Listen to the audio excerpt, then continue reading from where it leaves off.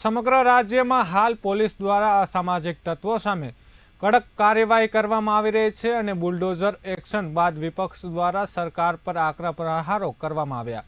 કાયદો અને વ્યવસ્થા મુદ્દે ભાજપના બેવડા ધોરણ અપનાવતા હોવાના કોંગ્રેસના પ્રવક્તા હેમાંગ રાવળે આક્ષેપો કર્યા છે। વડોદરામાં વાઘોડિયાના ધારાસભ્ય ધર્મેન્દ્રસિંહ વાઘેલા દ્વારા આયોજિત સમૂહ લગ્નમાં દુષ્કર્મનો આરોપી અને જામીન ઉપર છૂટેલો આકાશ ગોહિલ નોટો ઉડાવતો તેમજ નાચતો જોવા મળ્યો હોવાનું હેમાંગ રાવળે જણાવ્યું હતું। ત્યારે એક તરફ ભાજપના ગૃહ રાજ્યમંત્રી અસામાજિક તત્વોના ઘર તેમજ દબાણો પર બુલડોઝર ફેરવવાની વાતો કરે છે અને બીજી તરફ જે સમૂહ લગ્નમાં જાતે ગુજરાતના મુખ્યમંત્રી આવવાના હોય એ જ સમૂહ લગ્નના પૂર્વ સંધ્યાએ આયોજિત ડાયરામાં એ સ્ટેજ પર બળાત્કારનો આરોપી નાચતો અને નોટો ઉડાવતો જોવા મળે છે। ત્યારે હેમાંગ રાવળે ભાજપ ઉપર કાયદો અને વ્યવસ્થાના મુદ્દે બેવડી નીતિ અપનાવવાનો આક્ષેપ કર્યો છે।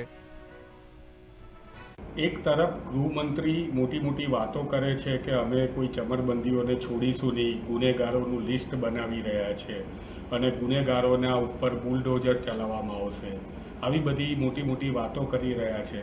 બીજી તરફ આકાશ ગોહિલ નામનો એક આરોપી કે જે દુષ્કર્મનો આરોપી છે, બલાત્કારનો આરોપી છે, પરણીતાને ફોન કરીને પૂછ્યું હતું એણે કે તું ઘેર એકલી છે અને પછી એના ઘેર જઈને દુષ્કર્મ આચર્યું હતું ને એના ઉપર કેસ થયો હતો। પરણીતા કેસ કરવા માટે થઈને 8 કલાક પોલીસ સ્ટેશનમાં બેઠી હતી, છતાં પણ એ બહેનનો કેસ મોડો લેવામાં આવ્યો અને ખૂબ જ દબાણથી લેવામાં આવ્યો।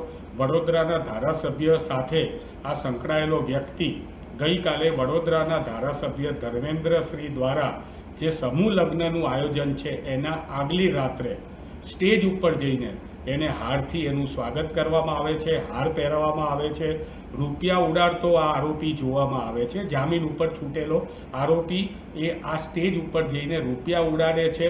અત્રે એ પણ માહિતી છે કે આ એ જ સ્ટેજ છે જેના ઉપર આ સમૂહ લગ્નમાં આજે માનનીય મુખ્યમંત્રી શ્રી આવવાના છે।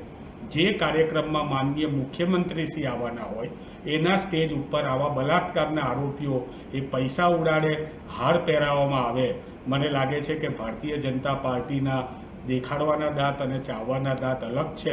જો હકીકતમાં એમણે ગુંડાઓ ઉપર કે બુટલેગરો ઉપર કે આરોપીઓ ઉપર સખત એક્શન લેવું હોય તો સૌથી પહેલાં આવા કાર્યક્રમોની અંદર મુખ્યમંત્રીશ્રીએ જવાનું ટાળવું જોઈએ।